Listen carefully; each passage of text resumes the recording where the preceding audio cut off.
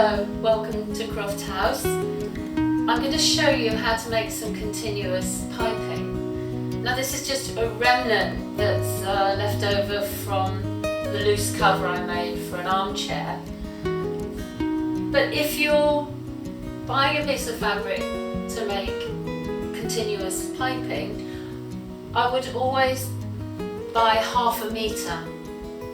Now if you've laid your pattern out on your fabric and you've got a good piece at one end, and I wouldn't really go shorter than 35 centimetres, but if you're making something small and you don't mind your joins being closer together, then you can get away with a shorter piece.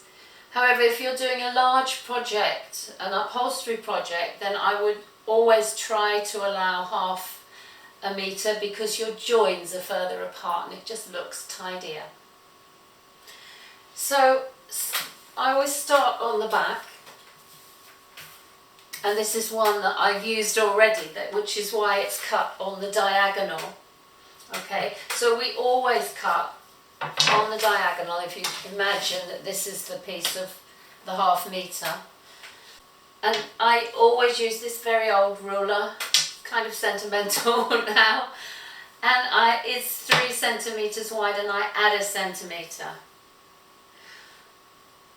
So piping generally I would say 4 centimetres. If it's really thick fabric, and you can play with your cord, fold it over, see how much you want, mark it, measure it.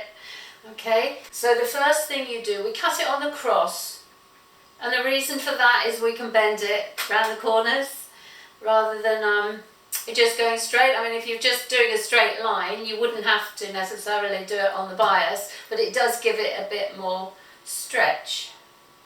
So working from the back and imagining that I haven't already cut this out because my camera wasn't videoing when it should have been, we will continue as we should have done. So the next thing you do when you've cut, imagine your fabric is a good rectangle, and then you take a diagonal, good diagonal across because to get that bias, and then you work out how wide you want your strips to be. Now set your ruler, if you're going for 4 centimetres, measure from the middle somewhere and set your ruler just on that mark, okay? And mark at the top, and you can mark at the bottom as well, but what you then want to do is measure that mark because it's going to be wider than your strips because of how this sort of bends a bit on the fabric, if that makes sense. Okay, so this is 6.5, so you then measure your 6.5 along the top and your 6.5 along the bottom. You then join those up, which I've done already, and this little bit of fabric is bending. Rule your lines and then you cut out your last one. Make sure when you measure your lengths that you've got enough for joins.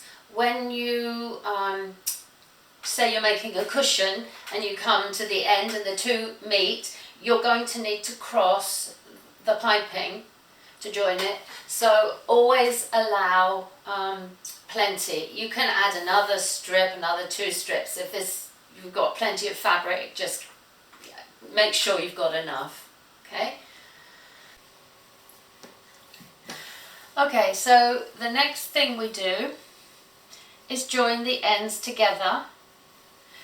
So we make a kind of tube that we can cut a continuous strip from. So the first thing we do is to cross the first pencil line with the cut seam on the back, and wherever you want your seam allowance to be, that's where the two should cross. So for this join, I usually allow about, I don't know, 3/4 centimetre.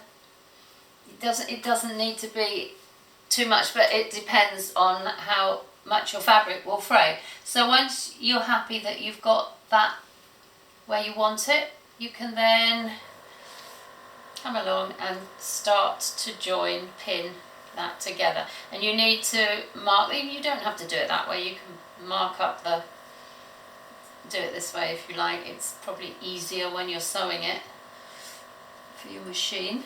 Okay, and then you do the same as you go along. So on the next line, put the pin where you want your seam, and that will cross on the back.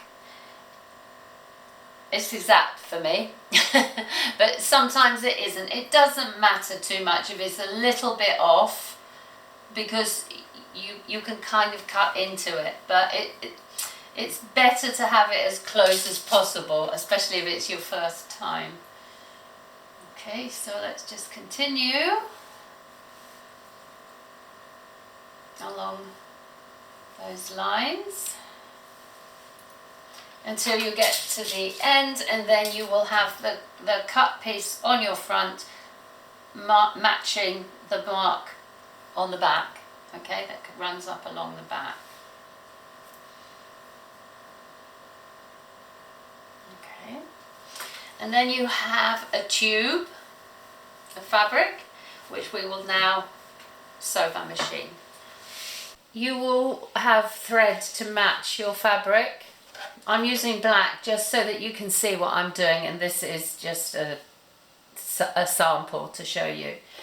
Just ordinary cotton thread, very simple, and I like to run just along the edge of my foot, and I'm using a 2, so quite a tight stitch for this.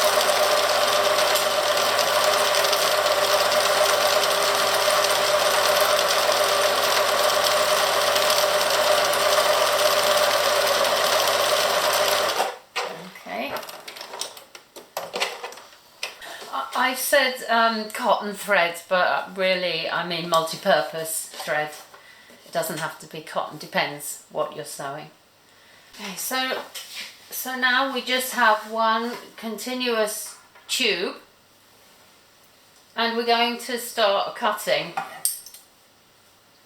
So find your pencil mark, and this is why we cut on the outside.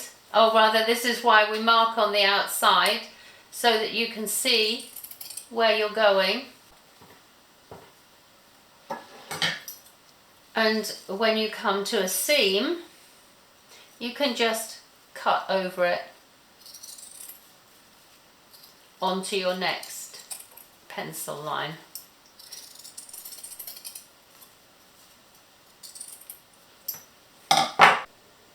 So we've got a long continuous strip, and now we need to make it into piping. So just put your piping inside, and I just put a pin in the top to hold it in place when I put it under the machine, and then just continue. I'm not pinning it all because it would take me days if I had a really long bit of piping. Okay, so the next thing is to sew it. Okay, so to start this, we need to change the foot, because we need a zipper foot to get close to the piping. And you should have something on your machine to move the needle. So I've got a little dial on the top of mine, so I'm setting my needle so it'll run really close to the edge of the piping here, and I'm just going to sit that in place. Now I like to sit my piping on the floor and the strip next to it, and then the two will run up together. So let's just put those down. It's all going to get tangled up, and you're going to have to keep pulling at it. But now you've got that in place, you can get started. Don't sew really tight against the edge, because you're going to need to go tighter again when you sew it to your main piece. So I'm setting this on a 3 width stitch or length stitch, And let's just go for it.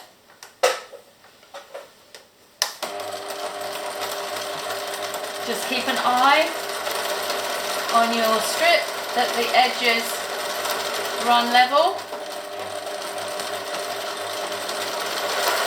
And you can just go hell for leather. Okay? Now, when you come to a join, just open it out and give it a little press. It's all going to come fairly tight. I'm certainly not ironing them all. And then you can just continue as you were. So I've just sewn a short piece just so that I can show you how this is going to work. So just line up with your main fabric where you know the seam's going to come, and I pin it because if you've got a slippery fabric, or if you're using certainly an fire retardant upholstery fabric, they're so thick and everything stretches, so it's quite important to keep things pinned into place. Now when you come around the corner, and I've done it already because my hands get in the way, you need to make a little snip right against that corner, okay, so you can see here, because that helps with the bend. And then I like to make another snip either side of that central one, and that really helps everything ease around the corner. And you can have a nice square corner, you can have a rounded corner, entirely up to you. But let's just stick with a squarish one for now. So I'm just going to do a couple there because I want to make sure I've got enough to show you how to make the joins, which I have. So then all we do, again with the zipper foot, and this time you can again go over the same line. Don't go really tight yet. It's when you've joined everything together, when you've got your next layer on, then you want to go as tight as you can. So if you go too tight before you've got your last layer on, okay, so you've got your sandwich, you may end up having to unpick your stitches if you can see it on the top, okay? And then we just continue around. Careful on your corners.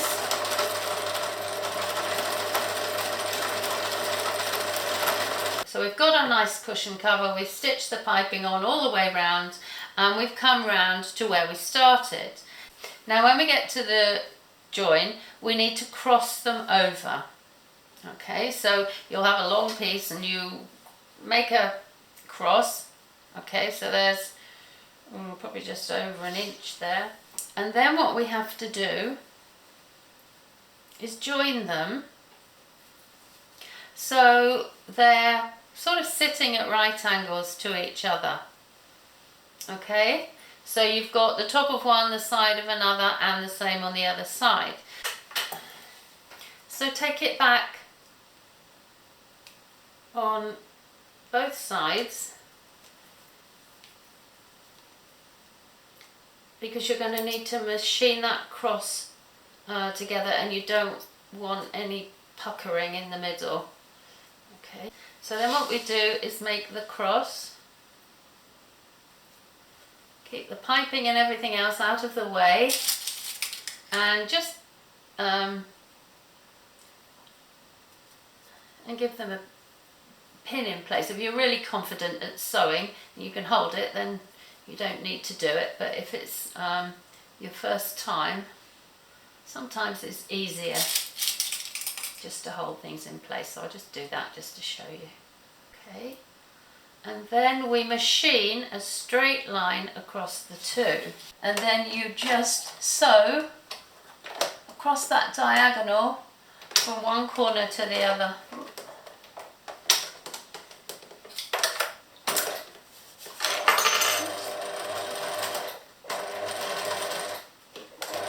Keep it really flat so that you don't have any puckers in the middle.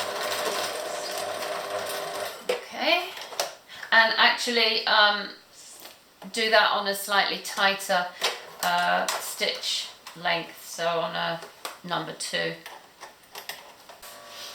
So you've now got your 2 pieces stitched right sides together, if I didn't say before. And once you're happy that it's sitting where you want it, okay, it's like forming a firm piece of piping. If not, you can stitch a bit more, take it out. You may have to fiddle with it a little bit, but you get used to doing it eventually. It is fiddly. And then you can cut that piece off. Okay. You then open out your seam and give it a nail iron, iron it with your nails, and then you're going to cross your bits of piping cord. Okay. The general rule on for joining piping cord is you unwind it and you remove one piece from one side and 2 pieces from another side, so you end up, because there are 3 cords in piping, you end up with a 3-cord piece of piping. Now some people like to bind it. You can do that if you want, sew it together, or you can just leave it as it is. Now have a look at it and see what you think, because to be honest, I always find it is a bit weaker when we do that. So generally I don't take 2 from one side, I take 1 from each, but that is entirely for you to play with and have a look at your piping and experiment with and see how you feel about it. Okay, and you know, if you bind it, you're going to get a nice tight piping cord, but it's all time consuming. If you don't, it's possible that you're not going to get right up to your join with it. But anyway, those are the rules, and it's up to you to decide how you want to play that one. Now, where one meets the other, so I'm going from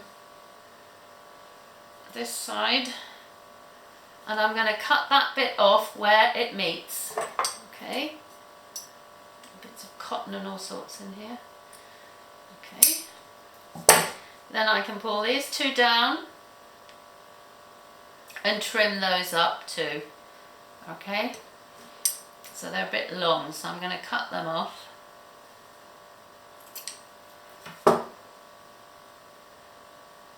And then cut this end off where they meet.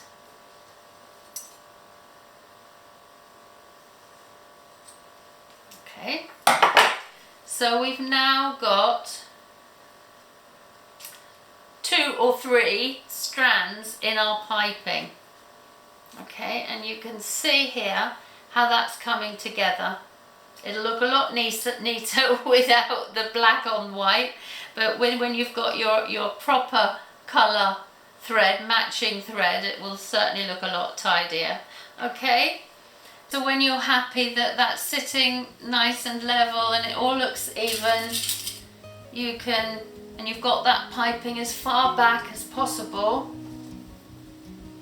you can pin it in place